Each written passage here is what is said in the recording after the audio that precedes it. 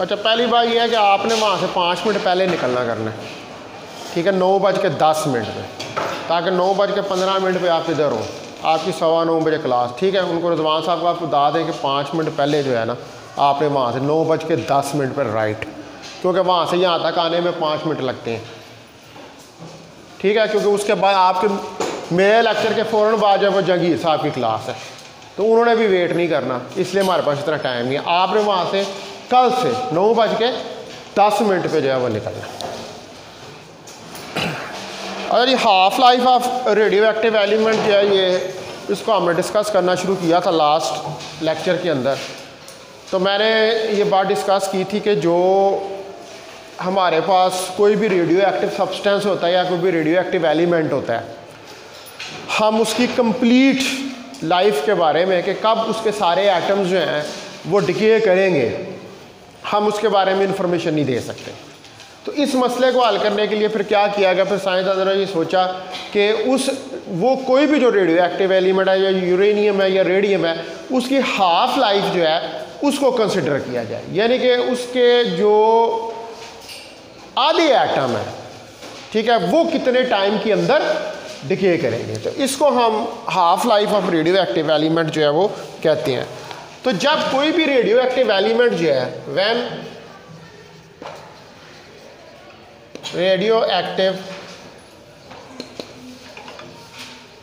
Element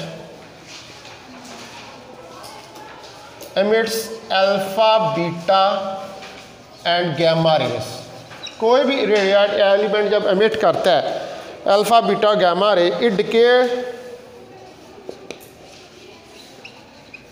into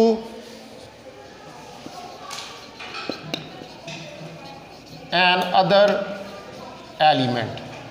तो जब ये रेज या ये पार्टिकल्स निकल जाते हैं तो ये किसी और एलिमेंट के अंदर जो है वो डिके कर देता है, which is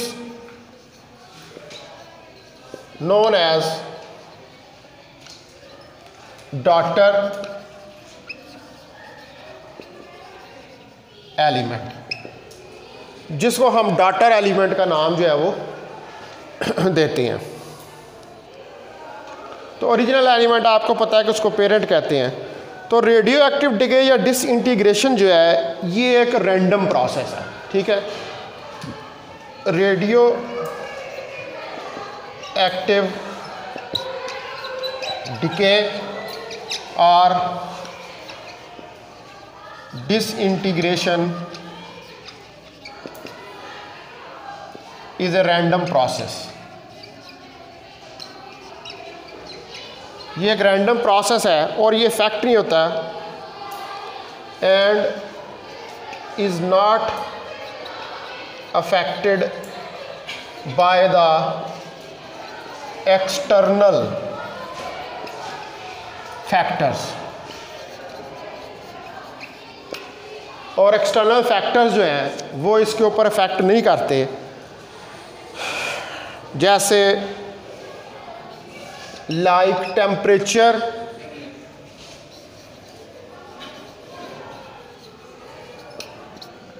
pressure, chemical combination,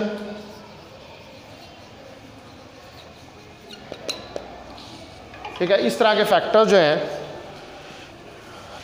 but it depends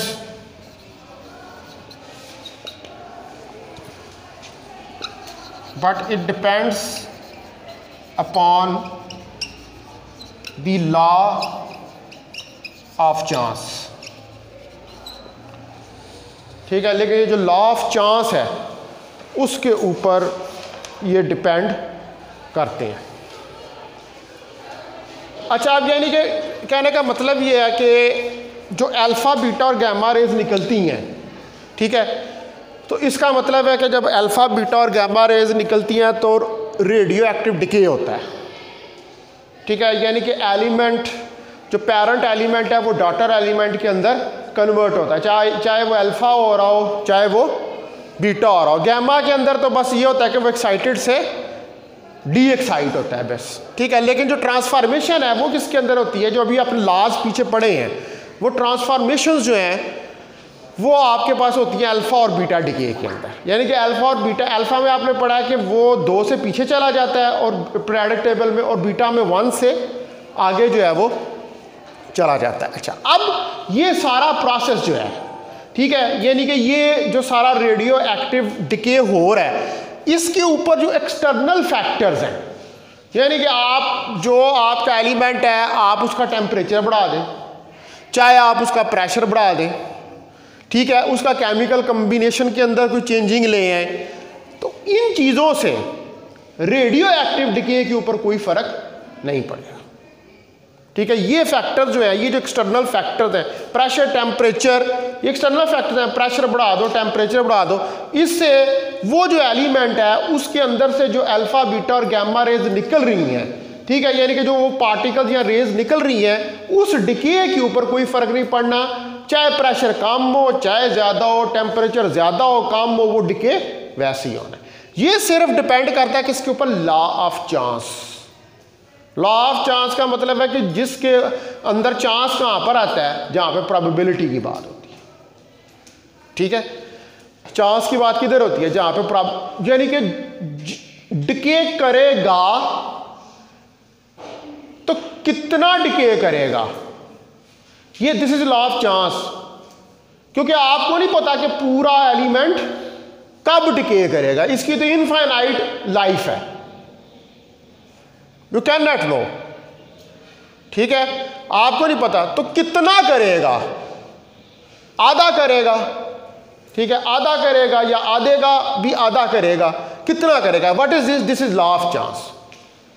कितना चांस है उसका कि उसके आधे एटम्स जो हैं वो डिके कर जाए, समझ आ रही है बात, ठीक है। ये इसको कहते हैं लॉ ऑफ चांस। हमें नहीं पता कि पूरे करेंगे या नहीं करेंगे, लेकिन आधे जो हैं वो करेंगे क्या, अगर वो करेंगे तो कितने टाइम के अंदर वो करेंगे, ठीक है, इसको लॉ ऑफ का। तो इसलिए ये पॉसिबल नहीं है कि हम ये बता सकेंगे जो सिंगल रेडियो एक्टिव एटम है वो किस तरह डिके करेगा, वो कब पूरा डिके करेगा, ठीक है। लेकिन हम जो लार्ज नंबर ऑफ एटम्स होते हैं उनको क्या करते हैं कि हम देखते हैं कि उनका डिके किसी सेम रेट के ऊपर, यानी कि आप एक रेडियो एक्टिव सब्सटेंस उठाते हैं, उस रेडियो एक्टिव सब्सटेंस के अंदर से आप लार्ज नंबर ऑफ ऐसे एटम्स ले लेते हैं कि जो सेम रेट पे डिके कर रहे होते हैं, सेम रेट, यानी कि उन सब का एक ही रेट होता है डिके करने का, ठीक है। आप एटम तो कितने इनफाइनाइट नंबर ऑफ एटम्स होंगे, आप उनके बारे में तो किसी एक सिंगल एटम को उठाएं आप और कहें कि जी ये कितनी देर के अंदर डिके करेगा, तो हम तो ये इसके बारे में इंफॉर्मेशन नहीं दे सकते। तो हम क्या करेंगे, अब जाहिर बात है सब्सटेंस है, तो वो सब्सटेंस जो है उस सब्सटेंस के अंदर लार्ज नंबर ऑफ एटम्स, तो आप उनमें से वो एटम्स देखेंगे जो सेम रेट के ऊपर डिके कर रहे होंगे, समझ आ रही है बात, जो सेम रेट पे डिके कर रहे होंगे, यानी कि उनकी एक्टिविटी अभी आपने पीछे फार्मूला पढ़ा था dN/dt, डिके करना क्या है, एक्टिविटी, यानी कि वो एटम्स कि जिनकी एक्टिविटी जो है वो सेम है, तो आप वो वाले एटम्स जो है उनके अंदर से उनको चूज करेंगे जो कौन से एटम सेम। अब जाहिर बात है कि लार्ज नंबर ऑफ एटम्स हैं, तो ये जरूरी नहीं है कि सारे एटम जो है वो सेम रेट के साथ डिके कर रहे हो सकता है कोई एटम, कुछ एटम पहले डिके कर जाए, कुछ एटम्स बाद में डिके कर जाए। तो हाफ लाइफ के लिए ये जरूरी है कि आप उनके अंदर से वो वाले एटम्स चूज करें कि जो सेम रेट के ऊपर डिके कर रहे, ठीक है। तो hence it is not possible to predict, ये हमारे लिए पॉसिबल नहीं है कि हम प्रेडिक्ट करें when a single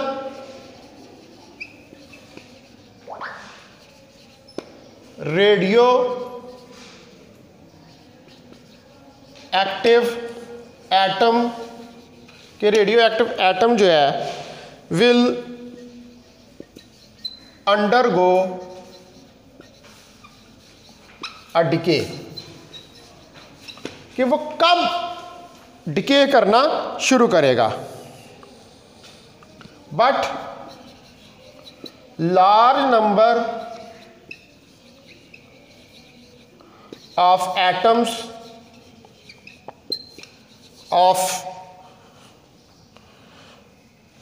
of any of one kind will always decay at same rate।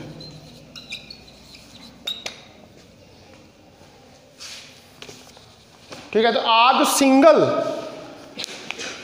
Single atom है एक उस रेडियो एक्टिव सब्सटेंस के अंदर, हमें नहीं पता कि वो कब पूरा डिके करेगा, वो कब या डिके होना कब शुरू करेगा। लेकिन जो लार्ज नंबर ऑफ एटम्स हैं जो सेम काइंड के हैं, ठीक है, अब बहुत सारे एटम्स होंगे, उनमें कुछ ऐसे होंगे कि जिनकी काइंड एक जैसी होगी। वो जो सेम काइंड के एटम्स हैं वो सेम रेट के ऊपर डिके करेंगे। ठीक है, क्योंकि जो आपकी रेडियो एक्टिव स्पीशी है उसके अंदर डिफरेंट टाइप्स ऑफ एटम्स हैं, लेकिन उन डिफरेंट टाइप्स ऑफ एटम्स के अंदर से जो सेम टाइप ऑफ एटम्स हैं, जितने भी होंगे आप ग्रुप बना लें, वो जितने भी ग्रुप होंगे उन सब के रेट जो हैं वो सेम होंगे डिके करने। ठीक है, तो जो ग्रुप ऑफ एटम्स हैं,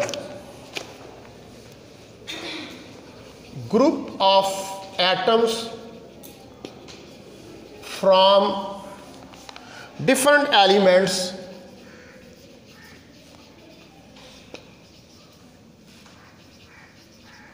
decay at different rates, different rates के ऊपर डिके करते हैं, but all radio active elements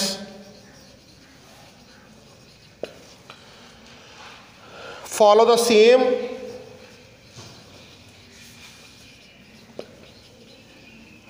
journal pattern।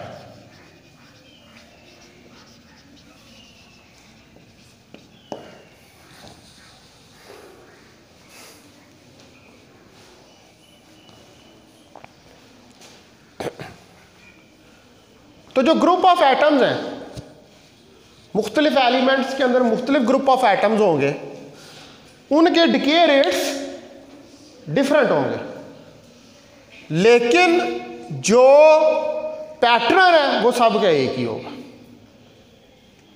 Pattern क्या है? एटम डिके करता है तो उसका क्या मतलब है? उसके न्यूक्लियस में से अल्फा बीटा और गामा रेज निकल जाती, यही पैटर्न है ना। तो इस पैटर्न को वो नहीं चेंज करेगा। ठीक है, डिफरेंट एलिमेंट्स के डिके रेट डिफरेंट हो सकते हैं, यानी कि डिके रेट का मतलब उनके डिके करने का टाइम, ठीक है, एक्टिविटी, उनके डिके करने का टाइम मुख्तलिफ हो सकता है, लेकिन सबका पैटर्न एक ही होगा। पैटर्न क्या है कि उसमें से अल्फा बीटा और गामा रेज ने निकलना।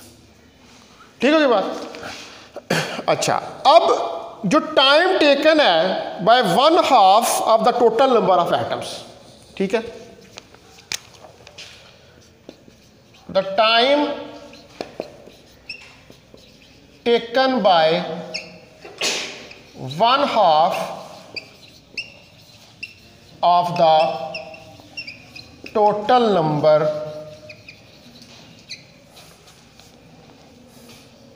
of atoms present in the daughter element, जो कि प्रेजेंट है किसके अंदर? सॉरी डॉटर नहीं, पेरेंट, जो कि प्रेजेंट है, parent element.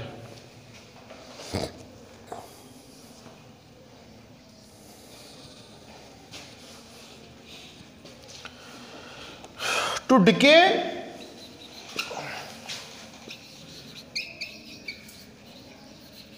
into the atoms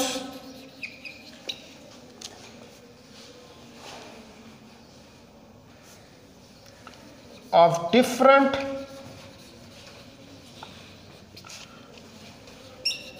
radioactive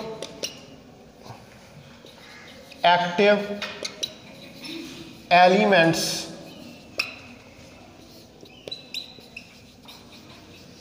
is known as half-life of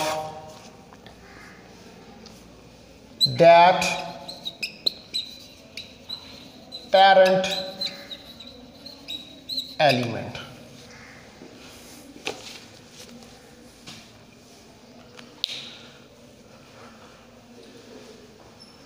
तो time taken by 1/2 of the total number of atoms,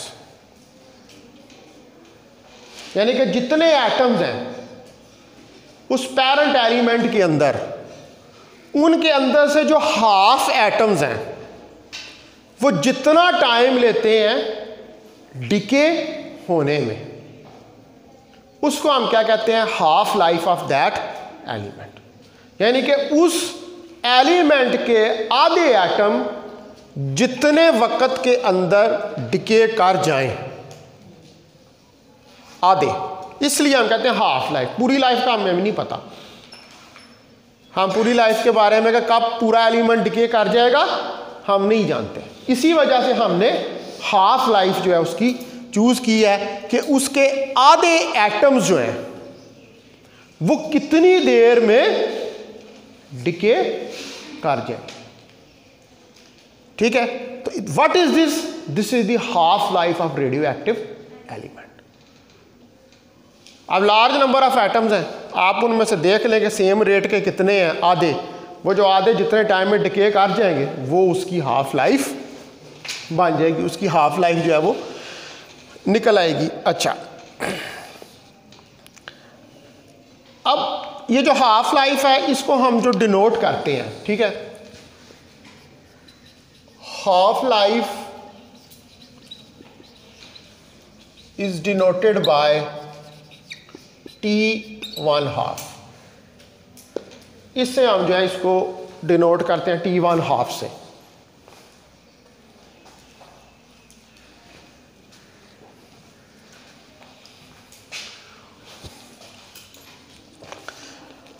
अच्छा, अब इसके अंदर एक एग्जांपल हम लेते हैं कि सपोज करें कि हमारे पास 1 लाख एटम्स हैं रेडियो एक्टिव एलिमेंट के। सपोज किया कि 1 लाख एलिमेंट्स, तो एक हाफ लाइफ गुजरी तो कितने पीछे रह जाएंगे? 50,000। एक और हाफ लाइफ गुजरी 25,000। एक और हाफ लाइफ गुजरी तो 12,500। ठीक है, तो इस तरह ये डिके प्रोसेस जो है वो चलता रहेगा जब तक कि लास्ट एटम जो है वो डिके नहीं कर जाता। लेकिन लास्ट एटम को डिके करने के लिए इनफाइनाइट टाइम चाहिए, और इनफाइनाइट चीज़ जो होती है उसको हम कैलकुलेट नहीं कर सकते।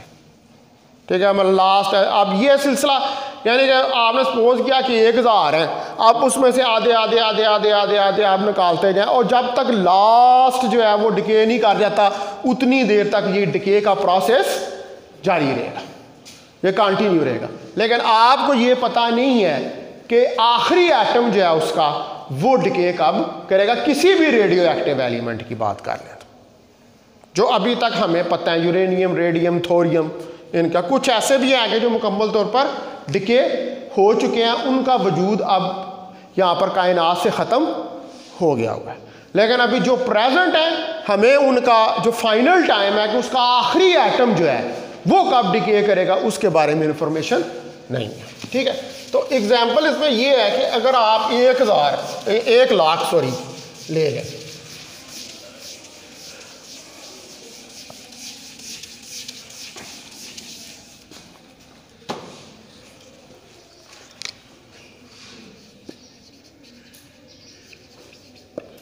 suppose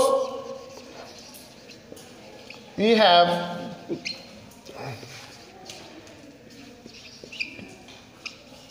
1 lakh atoms of radioactive elements. तो after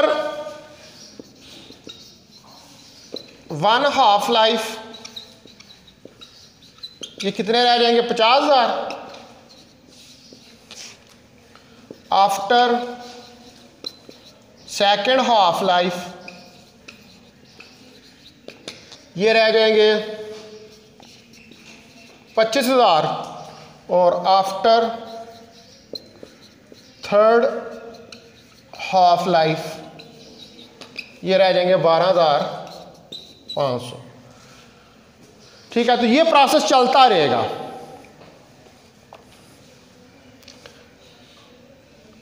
Hence the decay process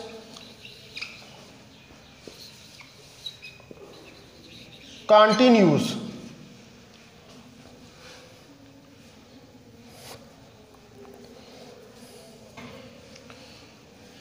the decay process is continuous.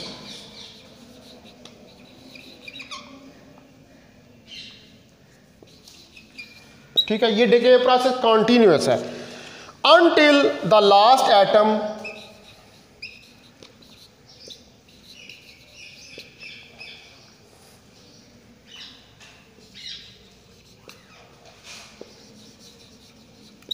decay, which needs infinite time, जिसको कि इनफाइनाइट टाइम की ज़रूरत है लास्ट एटम उसका जब तक डिके कर ले।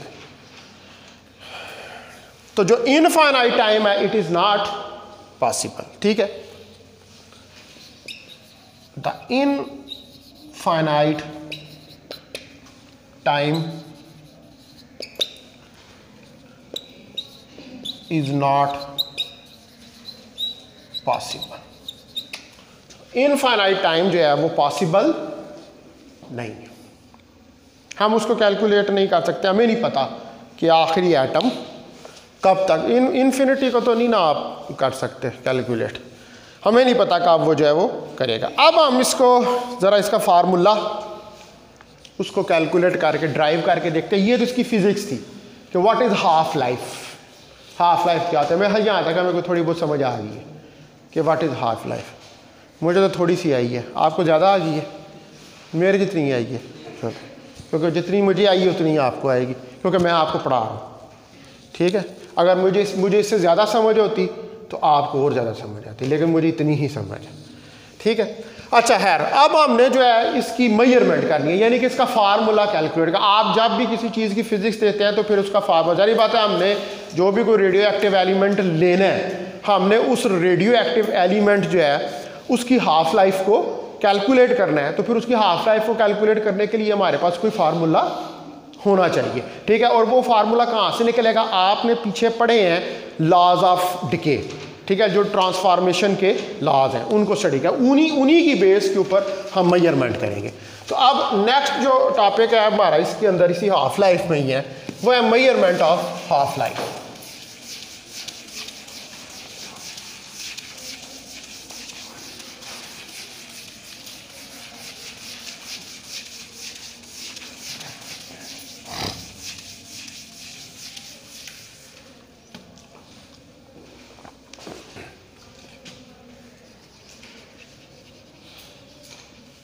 मेजरमेंट ऑफ हाफ लाइफ, यानी कि इसका फार्मूला हम कैसे कैलकुलेट कर सकते हैं। तो जो हाफ लाइफ है रेडियो एक्टिव एलिमेंट की, the half life of an radio active element is calculated with the help of a relation T1 half 0.693 over lambda.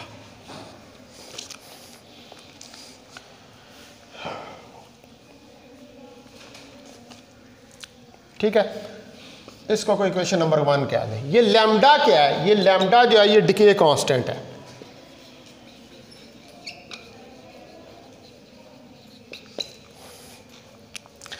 अच्छा, इसमें ये जो फार्मूला है ना, आप इसको यूं भी लिखते हैं T1 half log of 2 divided by lambda. ये log ऑफ 2 की वैल्यू होती है 0.693।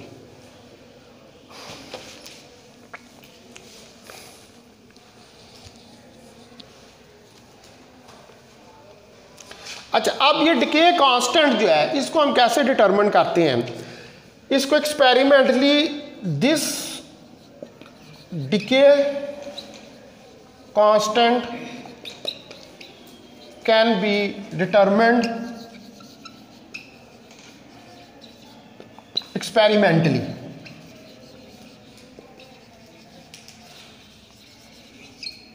बाय, अब आप देखें कि lambda is equal to 0.693 T1 half. ठीक है, इस रिलेशन के जरिए आप इसको एक्सपेरिमेंटली कैलकुलेट कर सकते हैं।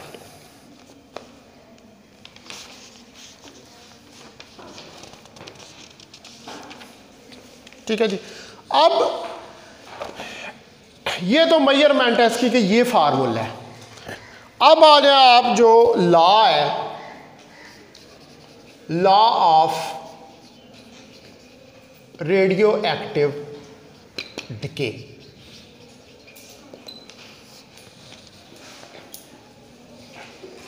ठीक है, तो सपोज करें कि हमारे पास एक गिवन सैंपल है रेडियो एक्टिव मटीरियल का, जिसके अंदर हमारे पास एंटी एटम्स हैं at any instant of time T. ठीक है, suppose we have a given sample of radio active element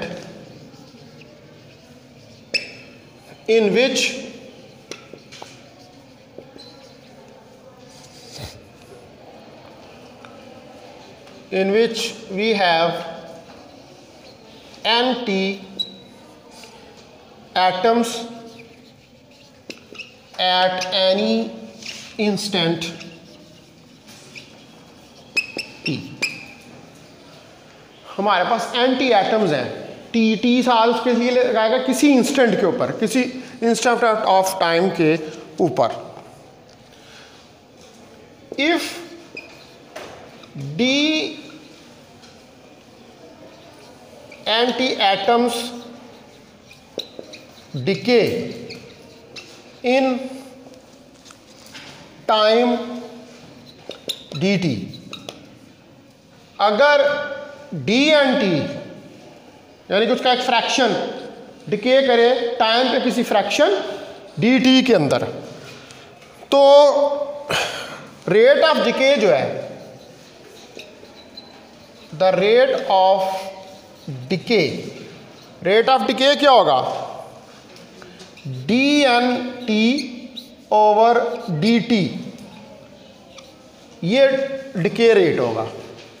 ठीक है, that is directly proportional to N T, और साथ में यहां पर नेगेटिव का साइन आएगा क्योंकि जाहिर बात है वो डिके कर रहा है। ठीक है, तो आप यहां से अगर इस प्रोपोर्शनैलिटी को ख़त्म करें तो D N T over D T minus lambda N T आ जाएगा। तो यहां पर लैम्डा कांस्टेंट है, ठीक है, जिसका मैंने आपको बताया कि it is a constant of decay और डिसइंटीग्रेशन, ठीक है। डिके करने का या डिसइंटीग्रेट जब कोई एलिमेंट होता है तो उस वक्त ये कांस्टेंट हमारे पास आ जाता है प्रोपोर्शनैलिटी के साथ। अब इसको आप डिफाइन कैसे कर सकते हैं कि the amount of substance which decay in unit time to the amount of substance present, यानी कि प्रेजेंट जो सब्सटेंस है आपका उसमें से कितना सब्सटेंस जो है वो डिके कर जाता है, वो क्या है उसका डिके कांस्टेंट, ठीक है। भाई एक रेडियो एक्टिव एलिमेंट है, उस रेडियो एक्टिव एलिमेंट में से कितने एटम डिके कर जाते हैं, तो जितने एटम डिके करेंगे मतलब उतना सब्सटेंस डिके करेगा, तो वो क्या है उसका डिके कांस्टेंट है। तो इसको हम डिफाइन कर सकते हैं, it can be defined as the amount of substance which decays in unit time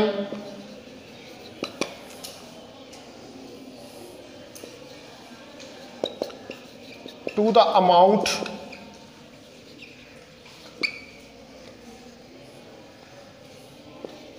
of the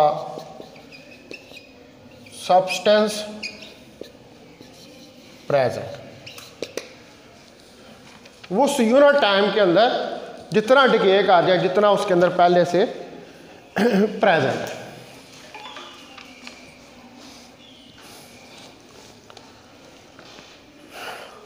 अब ये जो लैम्डा जो है ये क्या है, ये एक करैक्टरिस्टिक है डिकेइंग एलिमेंट का। लैम्डा क्या है, यानी कि उसकी डिकेइंग एलिमेंट की प्रॉपर्टीज को डिस्क्राइब करता है। करैक्टरिस्टिक मतलब उसकी प्रॉपर्टीज, ठीक है। लैम्डा क्या है, ये एक करैक्टरिस्टिक है किसी भी डिकेइंग एलिमेंट, यानी कि उसकी प्रॉपर्टीज को ये डिस्क्राइब करता है। Lambda is the characteristics of a decaying element। ये करैक्टरिस्टिक है किसी डिकेइंग एलिमेंट का, बट entirely इंडिपेंडेंट, लेकिन मुकम्मल तौर पर इंडिपेंडेंट है external conditions,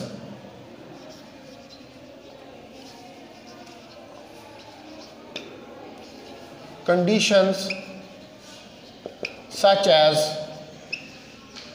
temperature and pressure।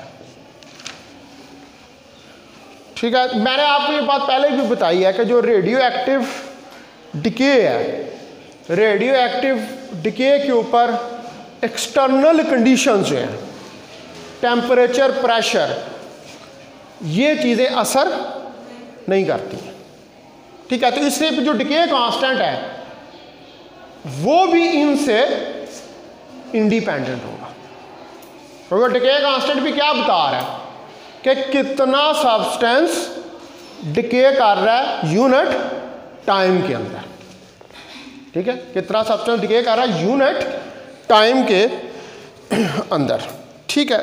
तो नेगेटिव साइन जो है वो तो हमें यहाँ पर बता रहा है कि एन टी जो है वो डिक्रीज कर रहा है एज टाइम इंक्रीजेस, यानी कि जूं टाइम बढ़ता जा रहा है नंबर ऑफ एटम्स जो हैं उनका डिक्रीज इंक्रीज होता जा रहा है। तो negative sign shows that the